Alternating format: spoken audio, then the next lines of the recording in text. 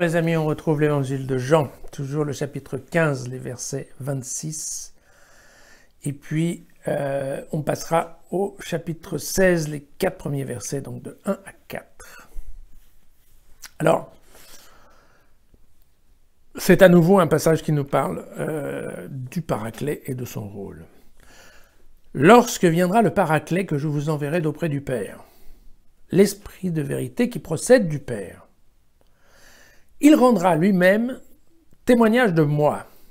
Et à votre tour, vous me rendrez témoignage, parce que vous êtes avec moi depuis le commencement. Je vous ai dit tout cela pour que vous ne succombiez pas à l'épreuve. On vous exclura des synagogues. Bien plus, l'heure vient où celui qui vous fera périr croira présenter un sacrifice à Dieu. Ils agiront ainsi pour n'avoir connu ni le Père, ni moi.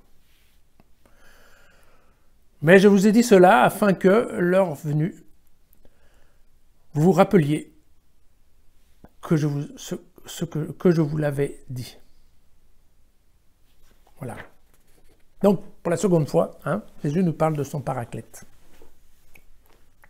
Alors, si on essaye de résumer un petit peu les rôles sont liés en fait aux détraductions. Donc, une des traductions possibles, c'est qu'on utilise entre autres dans une Bible qui est la Bible seconde, qui est une des grandes traductions de Bible qu'utilisent entre autres les protestants, eh bien, la traduction du mot paraclète pourrait être le consolateur, celui qui va réconforter les disciples, d'une part, après le départ de Jésus, donc il va les réconforter de l'absence, mais il va aussi les réconforter de toutes les pressions et persécutions qu'ils vont devoir supporter. Et donc, effectivement, c'est un esprit de courage et de réconfort, de consolation. Voilà. L'autre traduction du mot paraclète, c'est donc la notion d'avocat, de défenseur. Donc d'une part, mais de défenseur, en effet, au niveau de l'avocat. C'est-à-dire que c'est celui qui va, en effet, développer les argumentaires, qui va manier les arguments, la dialectique, et qui va essayer de défendre effectivement les disciples, leur choix, peut-être même leur peau, par rapport au choix qu'ils ont fait, c'est-à-dire que c'est en effet à partir de... c'est l'esprit qui va effectivement leur donner l'énergie de pouvoir discuter pied à pied avec les Juifs et de défendre leur identité ou leur communauté. D'accord ? Alors, on l'a vu, comme on l'avait vu en Jean dans le chapitre 14, le paraclète est aussi un enseignant. Vous savez, il y avait une phrase, « Il vous enseignera en toutes choses ». Et donc là, on peut se dire qu'effectivement, il a un rôle de suppléant, le suppléant de Jésus. Jésus est maintenant absent et donc, éventuellement, c'est l'Esprit Saint qui va nous enseigner.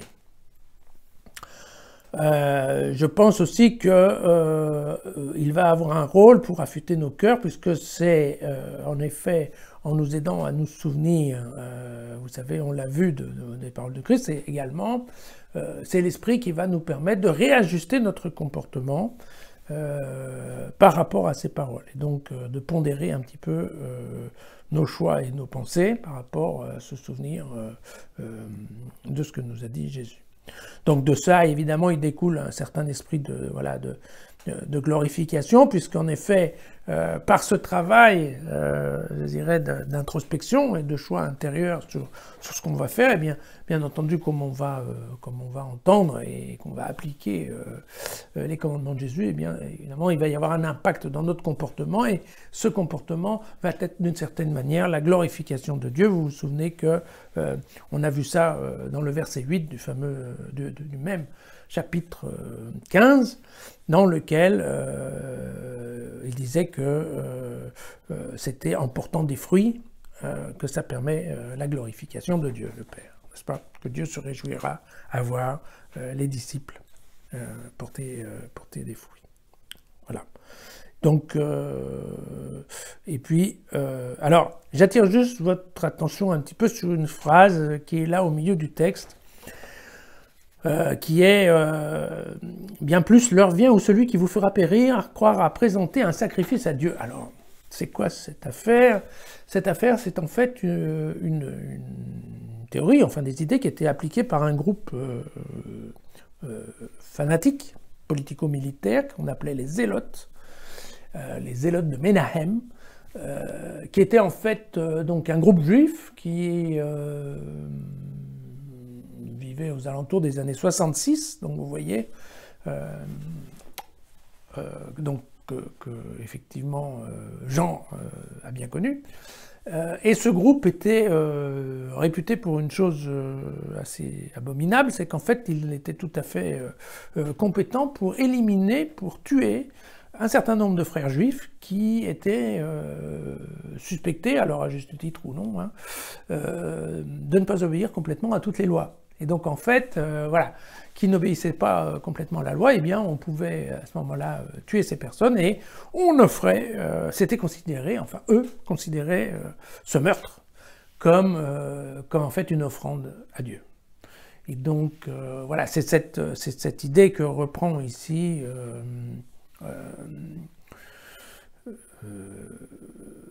Jean, pour montrer qu'effectivement, un certain nombre de gens qui vont mener les répercussions vont être des fanatiques et qu'ils vont en effet persécuter et tuer des chrétiens au nom de l'offrande à des juifs, de l'offrande, pardon, au Dieu des juifs. D'accord ? Donc vous voyez que c'est ça que Jésus ou que Jean met en œuvre, et une fois de plus, il nous dit bien ils agiront ainsi pour n'avoir connu ni le Père ni moi. Donc souvenez-vous, c'est des gens à qui on a proposé effectivement la parole de Dieu et qui l'ont refusée. Et donc en l'ayant refusée, eh bien effectivement, ils sont devenus haineux, et le fruit de la haine va être la persécution et le meurtre. Voilà. Et encore une fois, il nous a dit cela de façon à ce que, l'horreur étant venue, eh bien, vous vous rappeliez que je vous l'avais dit, et donc toujours cette idée, attention, tout ce qui va se passer, moi je sais que ça va se passer. Et donc, ben, soyez rassurés parce que je sais déjà que ça va se passer comme ça. Donc si vous me faites confiance, faites-moi confiance jusqu'au bout. Voilà.